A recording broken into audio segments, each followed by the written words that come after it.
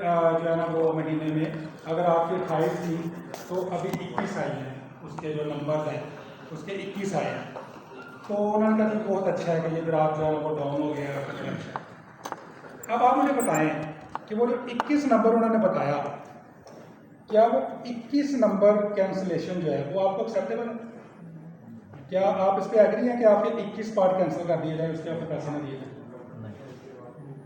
नहीं है ना? तो ये इस वक्त भी आपके सामने क्वालिटी का जो क्वालिटी एश्योरेंस का कॉन्सेप्ट है, एक चीज़ भी जो खराब होती है ना, वो जिसके लिए खराब होती है उसके लिए वो 100% होती है। जिसका आप दोस्तों में से जिसका एक क्लेम कैंसिल होगा ना, उसको उसका दर्द जाएगा और उसको पता चलेगा यार ये मेरे पैसे का, मुझे इसके पैसे नहीं मिले इस क्लेम के। ठीक है? तो इसलिए कभी भी ये देख के इम्प्रूवमेंट से रुक नहीं जाना चाहिए कि यार हम बेहतर हो रहे हैं, नहीं और बेहतर करना। और इस तरह की चीज़ें जो उनमें कोशिश करनी है कि उसको ज़ीरो लेके जाना, कि हम कहें कि लो जी अब इतना टाइम गुजर गया है, हमारा कोई क्लेम किसी ने कैंसिल नहीं किया, हम इतने एहतियात से और इतने अच्छे तरीके से करते रहे। समझ रहे बात? तो इसलिए आपने कंटिन्यूअल इम्प्रूवमेंट जारी रखनी है। अप्रिशिएट करें लोगों को, जब बेहतरी आ रही हो ना लोगों को तारीफ करें, लोगों को बताएं कि आप अच्छा काम कर रहे हैं, लेकिन उनको साथ ये भी बताएं अभी आगे रास्ता और भी है, इसको मज़ीद बेहतर इस तरह से करना है ताकि वो आपका सिलसिला जारी है। ठीक है? तो इसलिए आपने कोशिश करनी है कि आप जो भी काम अपना कर रहे हैं उसमें गलती ज़ीरो हो।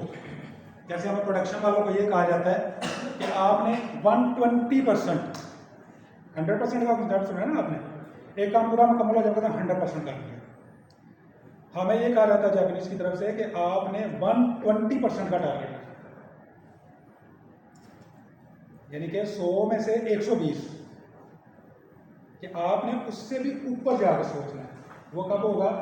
जब सिनर्जी आएगी। मिसाल के तौर पे आप जितना काम स्टैंडर्ड में जितने टाइम में कर सकते हैं आप उसको और रिड्यूस करें। आपके लिए देखें जी, ये तो स्टैंडर्ड था जिसके ऊपर आप कहते हैं जी आपने तो 100% काम कर दिया, हमने उससे भी कम में कर दिया, हम ऊपर चले गए उससे।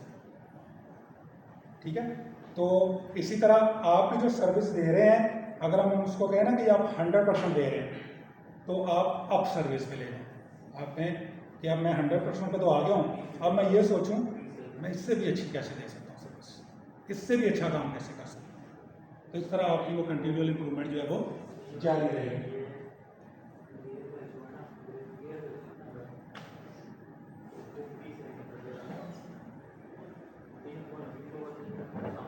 अच्छा, ये आपको समझा दिया, अभी रियासत में बात कर ली कि आप कैसे वारंटी का ऑपरेशन आपका कैसे चलता है। जो बता रहे थे ना क्लेम आता है, आप उसको देखते हो बनता है कि नहीं बनता, फिर आप उसको रिप्लेस करते हो। उसमें एक चीज़ वैसे छूट गई थी, वो ये कि एक तो आप अपने डॉक्यूमेंट्स वगैरह को जो कस्टमर के साथ आपने करना होता है आप उसको वेरीफाई करते हो और देखते हो या उसका क्लेम बनता है कि नहीं। जो पार्ट रिप्लेसमेंट वाला काम है वो उससे नेक्स्ट शुरू होता है ना। अब आपने ये तो जान लिया कि यार इसके डॉक्यूमेंट्स वगैरह के बाद से, डेट के बाद से, इसका पीरियड पूरा है, इसको क्लेम बनता है, वो तो हो गया।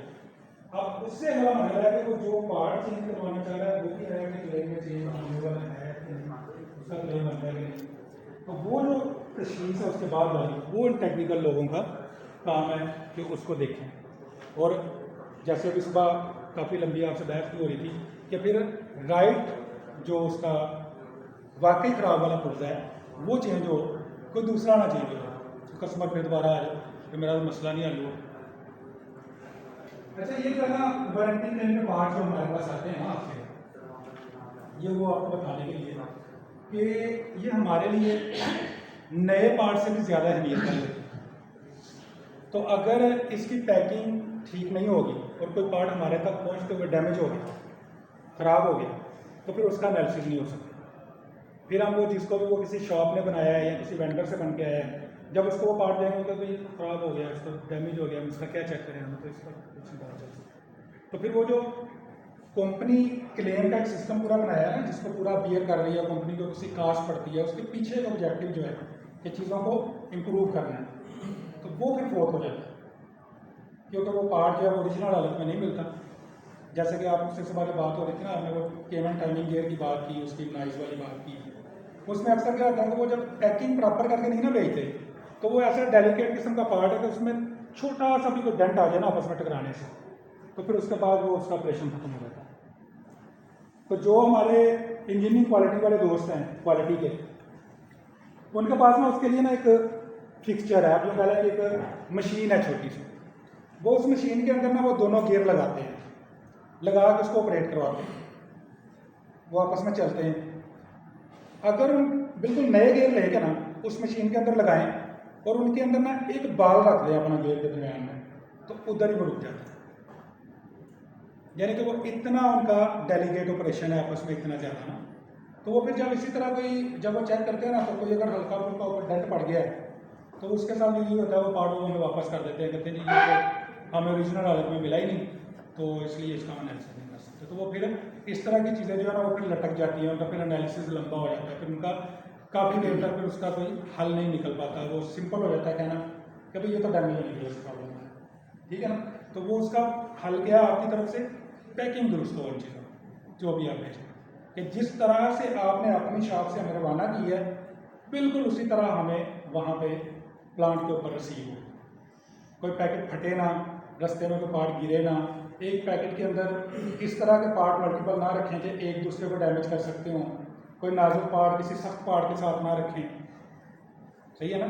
अगर कोई पार्ट ऐसा है आपका कि जैसे आपने उसकी QIC बनवाई है, कोई पार्ट आपका जो था वो आपने दिया, ये पहली दफ़ा प्रॉब्लम आया है या ये प्रॉब्लम बड़ा क्रिटिकल है, ठीक है ना, उसको जब आप अपने सर्विस वालों को भेजें या किसी को, उसको ख़ास तौर पर बबल पेपर में लपेट के अच्छी तरह पैक करके, ताकि वो बिल्कुल सही हालत में आगे पहुँचे, ठीक है। बहुत सारे पार्ट होते हैं ना कई, वो इस वजह से भी फिर कैंसिल हो जाते हैं कि जब हमारे तक पहुँचा वो उस हालत में नहीं था। जो अब जब बात की जाती है डीलर के नुमाइंदे से, वो जो बात कर रहा होता है वो भी दुरुस्त होती है, जब हमारे पास पहुँचा हम वो बात कर रहे हैं भी दुरुस्त है, लेकिन वो एनालिसिस का खाता नहीं है। और जैसे वो कहते हैं ना कि यहाँ पे अगर 6 लिखा हो तो मैं इनसे पूछूंगी क्या, तो कहेंगे 9 है, मैं देख के कहूँगा यार ये तो 6 है, तो फिर नहीं 9 है। अब मैं कहूँ नहीं ये झूठ बोल रहा है, नहीं वो भी सही बोल रहा है, क्योंकि उसकी तरफ से वो 9 नज़र आ रहा है, मेरी तरफ से 6 नज़र आ रहा है। तो यही बात होती है जब उसने मुद्दा भेजा आप में से किसी दोस्त ने भी, तो उसने वो कंडीशन देखी थी, जब हमारे पास आया हमने वो कंडीशन देखी है, वो अपनी जगह पर ठीक है, हम अपनी जगह पर ठीक है, लेकिन वो पुर्जा अब जो है वो एनालिसिस के काबिल नहीं है। तो ये आप उससे कोशिश किया है कि उसी हालत में ओरिजिनल हमारे पास पार्ट पहुँचे। और ये वही चीज़ के जितना लेट करेंगे चीज़ को, जितना हल जो है वो देर से होगा, उतनी प्रोडक्शन बन के निकलती जाएगी और वो मार्केट में चली जाएगी और वो प्रॉब्लम बढ़ता चला जाएगा, उसकी फिर वॉइस बढ़ जाएगी, प्रॉब्लम में आया हुआ कस्टमर बढ़ जाएगा। और इसी तरह अगर कोई कस्टमर टाइमली आके ट्यूनिंग नहीं करवाता, ऑयल चेंज नहीं करवाता, लंबा टाइम लेता है, तो उसका भी है, उसकी गाड़ी के मेंटेनेंस का काम बढ़ जाएगा। अब वो जब आएगा, अगर पहले उसका 500 लगना था, अब हो सकता है उसका 1500 लग जाए, तो उसका वो काम गाड़ी अगर वो टाइमली नहीं करवाएगा तो वो और खराबियाँ पैदा करेगा। तो ये वो चीज़ है कि काम हमेशा टाइम के ऊपर जो है वो हो जाना चाहिए, ताकि वो खराबी वहीं पर ख़त्म हो जाए, आगे बढ़े ना प्रॉब्लम, ठीक है जी।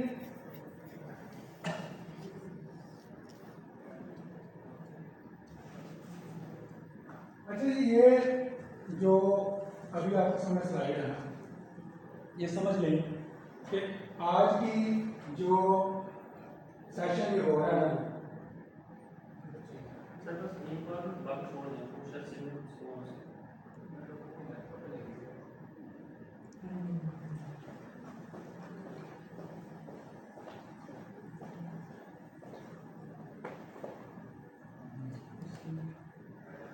अच्छा जी, अच्छा ये वाली जो स्लाइड है ये आपको इंग्लिश में लिखी हुई बड़ी कॉम्प्लिकेटेड से नजर आ रही होगी, लेकिन ये इंशाल्लाह जिस तरह से हम डिस्कस करेंगे ना, इसमें कुछ डिस्कशन आपसे हो भी गई है पहले।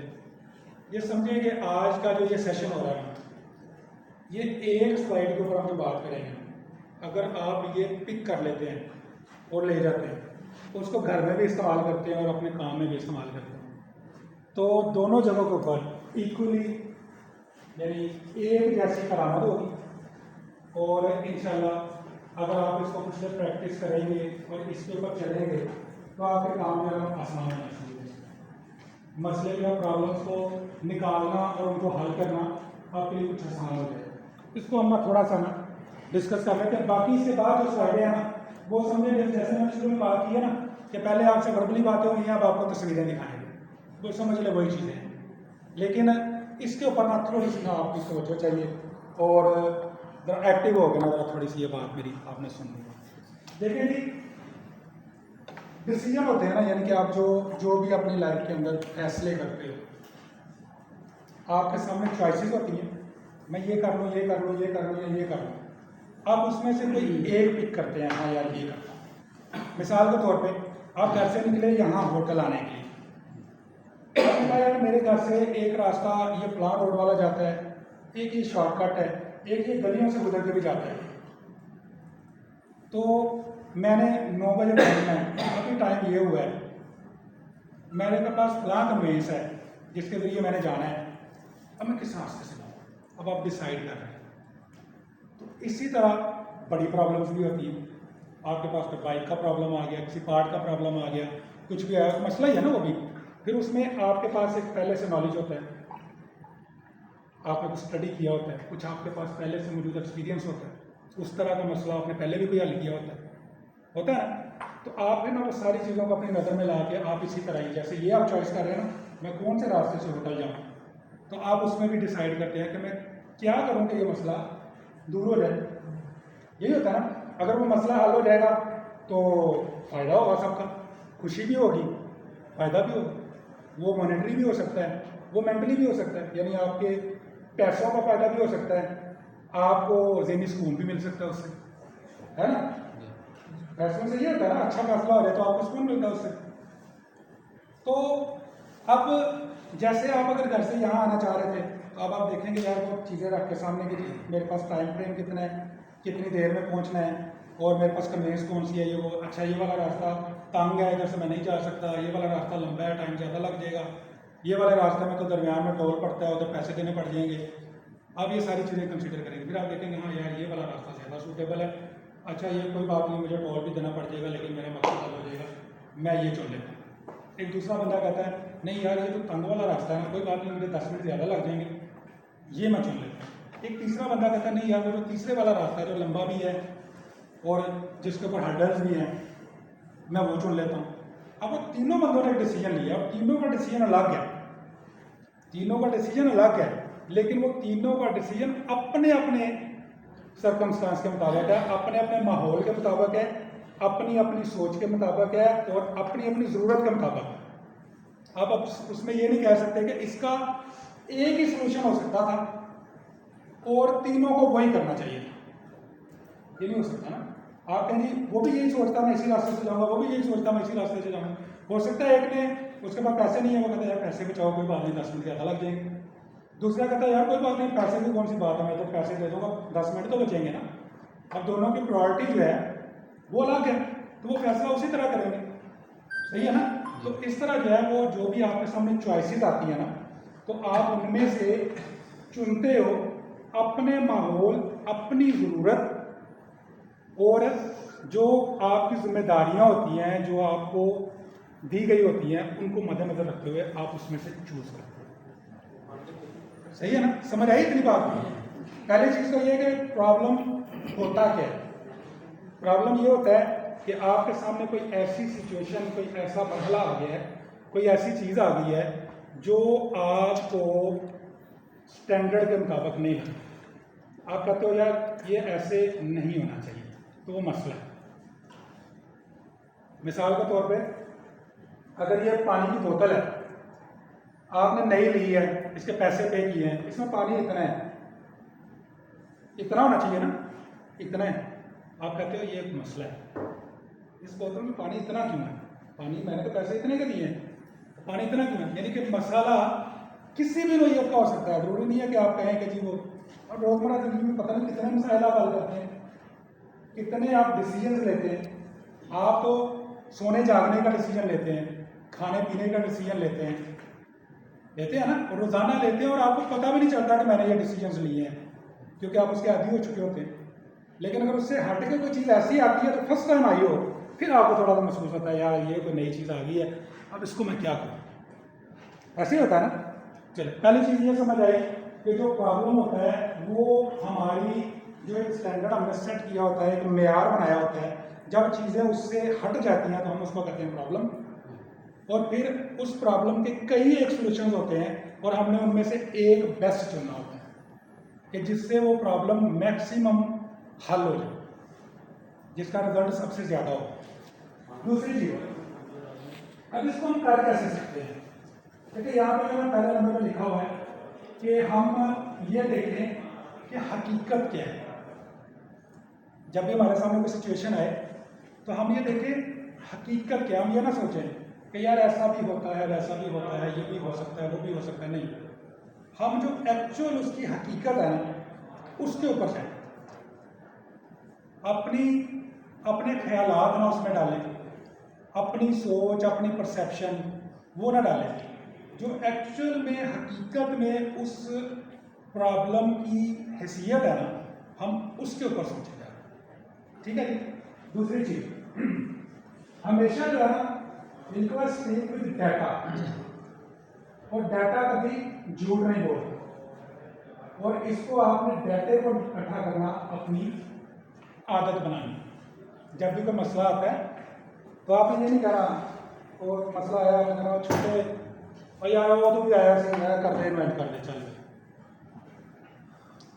यानी आपने जस्ट अपने एक्सपीरियंस की, नो डाउट एक्सपीरियंस की बहुत वैल्यू होती है, लेकिन आपने जस्ट अपने एक्सपीरियंस की बेस पे कि यार मैं तो बड़ा तजर्बाकार आदमी हूँ, उसकी बेस के ऊपर आपने किसी चीज़ को भी लेकर फौरी तौर पर ये नहीं कहना यार इन्होंने ऐसा कर दिया। आपने उसकी हकीकत के ऊपर जाना है पहले कि एक्चुअल में ये है क्या।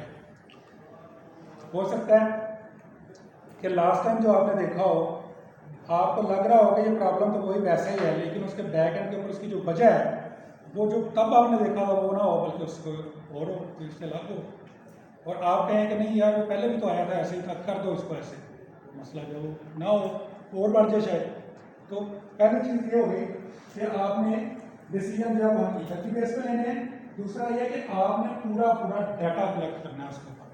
मिसाल के तौर पे अगर मैंने ये एग्जांपल दी थी ना, ये पानी इसमें कम क्यों है, पानी इसमें कम क्यों है, तो आपको अगर यही आपका जॉब हो कोर, तो आप इसके बारे में पूरा इसका प्रोसेस क्या है, इसके पीछे कैसे पानी भरा जाता है, कहाँ से भरा जाता है, कौन भरता है, कौन सी मशीन यूज़ होती है, कैसे होती है, ये पॉसिबिलिटी क्या है कि इसमें पानी कम हो जाए, क्या हो भी सकता है कि नहीं हो सकता, अगर हो जाए तो उसके अंदर कौन कौन जिम्मेदार हो सकता है, ये प्रोसेस कहाँ पे जाके अगर मिस हो तो ये चीज़ हो सकती है। यानी पूरा आपके पास वो डाटा आएगा, फैक्ट्स होंगे। फिर उसके बाद कितने लोगों को अब तक ऐसा मिला कि उसमें पानी कम था, डाटा है ना ये भी। क्या सब लोगों के लिए इतना ही, किसी में इतना, किसी में इतना, किसी में इतना था, ये फैक्ट्स होते हैं, डाटा होता है जो आपको लगता है। जिसको कहते हैं अगर आप बड़े पैमाने पे कर रहे हैं तो उसको ये कहते हैं कि जैसे आप सर्वे करके कोई चीज़ ले, लोगों से सवाल कर रहे हैं, पूछ रहे हैं और आपके पास इंफॉर्मेशन आ रही है, तो ये बहुत ज़रूरी है कि आपके पास डाटा हो उस चीज़ का। और इसके लिए आप जो दोस्त काम कर रहे हैं, एक बेहतरीन वे ये हो सकता है, देखें ये साथ काम कर रहे हैं ना वर्कशॉप पे, हो सकता है कि 2 साल पहले ये नहीं थे, इनकी जगह कोई और था। जब वो 2 साल पहले वहाँ से गया ना, तो उसके पास एक एक्सपीरियंस था, उसने कुछ मसले आपके शॉप पे हल किए थे, कुछ नई चीज़ें लगाई थी, कुछ किया था उसने, वो ले गया अपने साथ। अब ये जो नया बंदा आया आपके पास, अब इसने नए सिरे से जीरो से अब इसने अपना नॉलेज बनाना शुरू किया और अपना एक्सपीरियंस। तो आपका जो अदारा है, जो शॉप है, वो किधर गई, वो तो माइनस होगी ना बीच में से। तो उसका तरीका क्या है कि आप एक लॉग बनाएं, आपके पास जो भी बंदा है कोई वहाँ पे काम कर रहा है, जब उससे आप कोई इस तरह की एक्टिविटी करवाते हैं, कोई वो डिसीजन लेता है, कोई नई चीज़ें लगाता है, कोई प्रॉब्लम सॉल्व करता है, उसको नोट करें, वो बाकायदा उसको लिखे कि प्रॉब्लम ये था, हल मैंने इस तरह से किया है, ये इसमें करना पड़ा था, इस तरह से सोल्यूशन हुआ, कस्टमर ने ये कहा था, हमने ये कहा था। वो पूरा एक उसके पास उसका एक रिकॉर्ड हो कि अगर वो बंदा चला भी गया ना, तो बाद में भी वो प्रॉब्लम किसी को आया तो वहाँ पे उसको नज़र आया कि उस बंदे को आया तो उसने ये किया था, तो मैं भी इसके मुताबिक जरा यहाँ से शुरू करूँ। जैसे वो आपको पता है कि अमेरिका ने कुछ 500 साल मनसूबे भी बनाए हुए हैं, पता है किस किस को पता है? 500 साल मनसूबा। अब 500 साल मनसूबा वो जिसने बनाया होगा उसने क्या सोच के बनाया होगा, क्या वो करके जाएगा उसको पूरा? क्योंकि आजकल के दौर के हिसाब से, अब तो शायद हज़रत आदम अलैहिस्सलाम का दौर होता तो कहते 1000 साल उम्र होगी किसी भी, वो कर लेगा। तो आज के दौर में तो वो जाहिर है वो खुद तो नहीं करेगा। तो वो क्यों है मनसूबा? वो इसलिए कि वो जानते हैं कि ये नस्ल से नस्ल को फॉरवर्ड होगा, जहाँ तक काम हो जाएगा अगली नस्ल उससे आगे उठाएगी, फिर उससे अगली नस्ल उससे आगे उठाएगी, और ऐसे होते होते हम 500 साल तक इसको पूरा कर देंगे। तो यही चीज़ है छोटे पैमाने में। अगर आपने नोट की होंगी चीज़ें, रिकॉर्ड की होंगी, आपके पास डाटा होगा, तो आप उस डाटे की बुनियाद के ऊपर अच्छे डिसीजन आगे भी ले सकते हैं। और मैंने 5 साल काम किया, ये साहब आ गए, ये साहब आ गए, ये आ गए, इन्होंने पहले दिन आगे ज्वाइन किया, तो इनका 5 साल 1 दिन का एक्सपीरियंस होना चाहिए, इनका 1 दिन का एक्सपीरियंस नहीं होना चाहिए। बात समझ रहे हैं?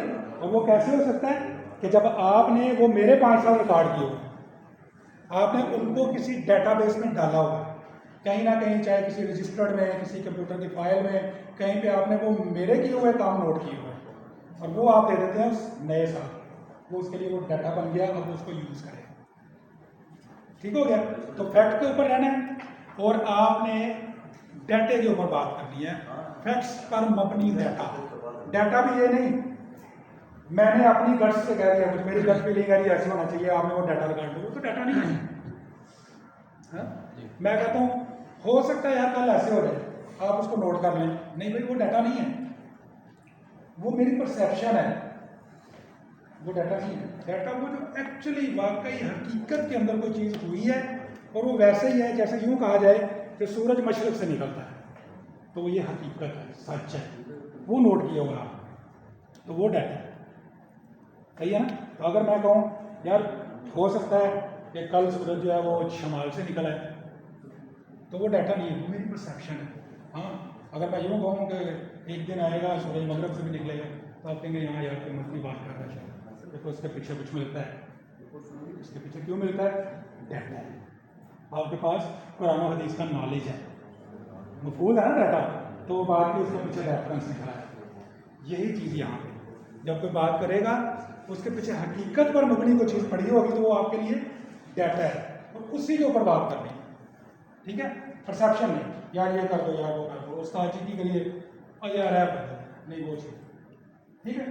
अच्छा, उसके बाद ये तो मैं बात कर रहा हूँ बार बार इसकी, ये तीसरे नंबर पे आप लिखा हुआ देख रहे हो, ये KKD का मतलब आपको लग रहा है ये वाला, ये तीन है जापानी जापानीज के अल्फाज है ये तीन। ठीक है? टेकन, कान एंड डोक्यू। इसका मतलब है तजर्बा, और ये परसेप्शन यानी अपनी तरफ से तखय्युल, आपकी किसी चीज़ को सोच लेना, और हौसला, करेज, हौसला किसी का। इन तीन चीज़ों की बेस के ऊपर अगर आप डिसीजन लेंगे, तो वो ज़्यादा चांसेस ये है कि वो डिसीजन आपका ठीक नहीं होगा। जैसा कहता है यार बड़ा जुड़ा वाला आदमी ने कर दे भाई एक चीज़ें नहीं होगा, ठीक है ना?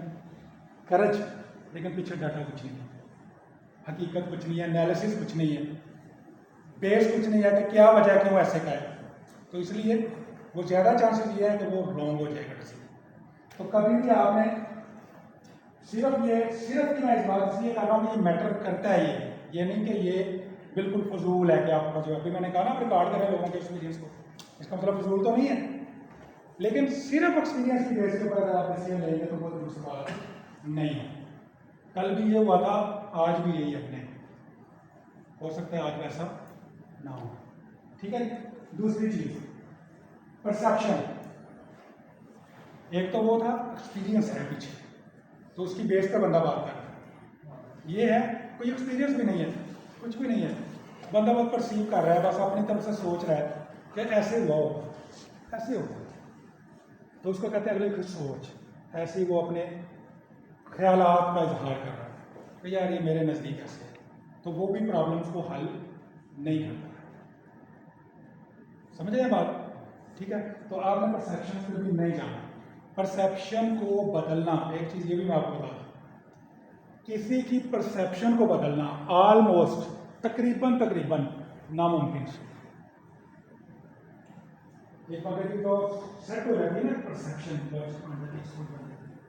आप समझेंगे मैं इसको ना बस मैं इसको कुछ कहूँगा, किसी चीज़ में किसी काम में लगाऊंगा, कुछ करूँगा, तो इसकी परसेप्शन बदल जाएगी। परसेप्शन बदलना दुनिया का मुश्किल तरीन काम है, और हो सकता है कि आप कहीं लाखों में से किसी एक आधे बंदे के परसेप्शन चेंज करें। आज आप उसको थोड़ा सा ट्राई करेंगे, थोड़ा सा किसी दूसरी तरफ आ जाएगा, वो फिर वहीं पे होगा। वो जैसे आपने देखा ना कि वो जो बच्चों को देते हैं वो खेलने के लिए, वो खिलौना होता है, उसकी बेस के ऊपर वजन डाला होता है, उसको मारते हैं, वो वापस फिर अपनी जगह पर वापस आ जाता है। पिंग पोंग होता है ना, देखा ना, वो जो हवा भर देते हैं उसमें बेस उसकी भारी होती है, वो जब उसको मारते हैं वो वापस फिर बेस पे आकर खड़ा हो जाता है जी। तो जब एक दफ़ा उसको हिट किया ना तो उस पर असर हुआ, वो उसका जोर से नीचे गया, लेकिन वो जो उसकी बेस के ऊपर वजन था ना वो ज़्यादा अट्रैक्टिव था, वो ज़्यादा असर रखता था, तो दोबारा फिर उसको वही ले आया। तो परसेप्शन भी ऐसे ही है, वो इंसान में इतनी गहरी उतरी होती है कि आप उसको जितना चेंज करने की कोशिश करते हो ना उसका वजन उसको दोबारा फिर वही ला देता है। तो लाखों में से किसी एक बंदे की होगी, और वो बड़ा खुशकिस्मत तरीन बंदा होगा कि जो कहेगा मैंने इसकी परसेप्शन चेंज किया। बहुत मुश्किल होता है। ये कि मैं बात कर रहा हूँ, आपके पास लोग आते हैं कहते हैं कि ये फलां चीज़ की फलां पार्ट की आवाज़ मुझे पसंद नहीं है। भाई पसंद नहीं है वाली तो कोई बात नहीं है, वो परसेप्शन है ना। तो यही चीज़ होती है कि वो फिर जो कहता है मुझे पसंद नहीं है, अब आप उसकी वो पसंद वाली बात को ना वो नहीं चाहता, वो उसको फिर पसंद नहीं है, सही है ना। तो जो लॉजिकल वाकई कोई प्रॉब्लम है और कुछ कोई चीज़ खराब है, वो मुझे भी नजर आएगी, इन साहब को भी आएगी, उन साहब को भी आएगी, उन सबको पता चलेगा यार ये खराब है चीज़ या इसमें प्रॉब्लम है या ये ठीक है, वो सबको पता चलेगा। ठीक है जी, मगर वो उसके पीछे हकीकत और भी लॉजिक होगा।